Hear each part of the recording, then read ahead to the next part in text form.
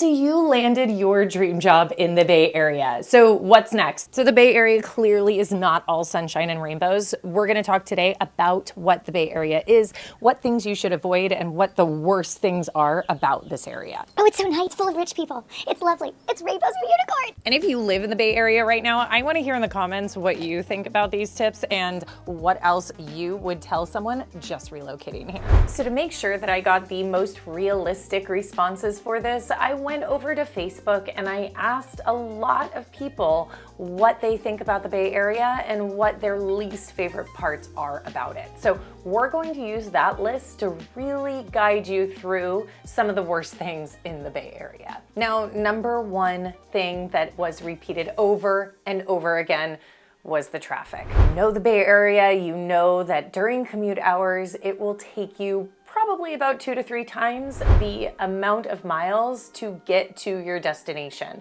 So if you're commuting for work, it's something to keep in mind.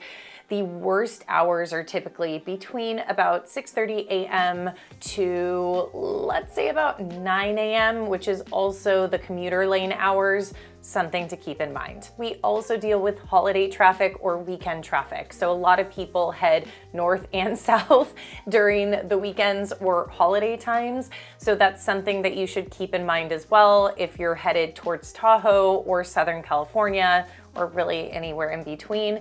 You want to avoid driving on a Friday evening. The next thing a lot of people mentioned on their list of worst things was affordability and cost of living. So everything from the cost to go out to a restaurant to eat to housing prices is definitely impacted because of where we live. The affordability issue is a big one. Not only are we dealing with really short, tight inventory in housing, we are seeing prices start escalating more and more.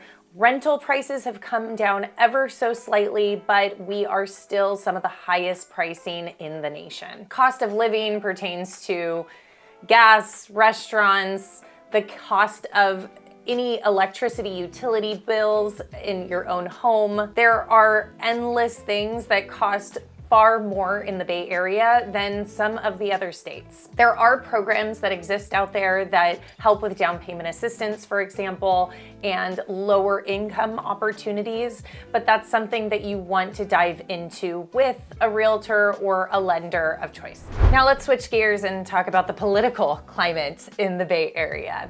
This region definitely has a reputation for having a progressive political climate with a lot of strong opinions and active engagement in political manners. Well, this is inspiring for some. Others find this climate to be a little polarizing or overbearing at times. It's always important to do your homework and your research and to consider your own political preferences before you're choosing an area to live. The next issue that we saw time and time again in the comments was too much new building. So it feels like every corner has new construction right now, and while on the positive note, it's helping with inventory problems and housing issues, it's also creating a lot of chaos, noise, and taking away from some of that skyline that people love. A lot of people also noted that the new construction isn't supported by a new infrastructure in a lot of these areas, so it's impacting traffic, utilities, and tax dollars. Now, let's talk a little bit more about environmental challenges. The Bay Area now has a notorious fire season, and that's absolutely affecting residents here. Between delayed maintenance in our forest services, high winds, and really dry conditions, fires have seemed to pick up more and more year over year. And just a quick note that during fire season, you always want to make sure that you have an evacuation plan, have alerts set by the county and cities, and you have an emergency plan put together. Open space is also a precious commodity in the Bay Area, and it seems to be diminishing very quickly. With a rapidly growing population, it seems like open space is getting few and far between. They are putting in a lot of initiatives to increase open space and accessible trails for the public, but a lot of these still are not accessible in this day and time. Okay, I know I already discussed traffic, but another big complaint on the list is road conditions. If you drive on any roads or freeways in the Bay Area, you're more likely going to come into contact with a pothole or tons of bumps in the road. Unfortunately, this is a problem that seems to be getting worse and not better. Although they are doing some work on public roads, it's usually the largest roads that get impacted first.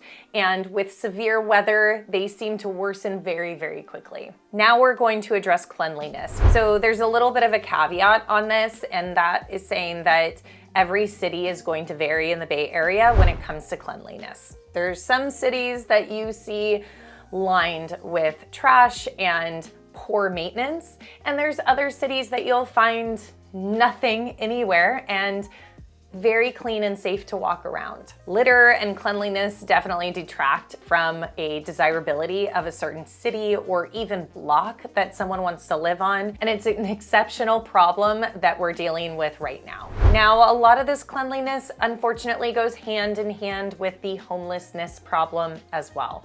Again, this is a case-by-case per city issue, but it's something that I absolutely want to address here. The Bay Area region is one of the worst homelessness problems that we have in the entire nation. Now, this goes deeper than getting people off the streets and includes issues of affordable housing, mental health services, and social support systems.